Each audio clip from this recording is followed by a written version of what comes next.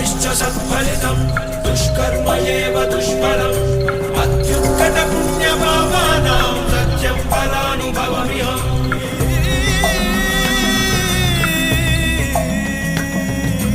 ఈ చోటి కర్మ ఈ చోటే, ఈనాటి కర్మ మరునాడే, అనుభవించి తీరాలంటే ఈ సృష్టి నియమం ఇదే. ఎన్ని కన్నీళ్ళ ఉసురిది వెంటాడుతున్నది నీడల్లే కర్మ.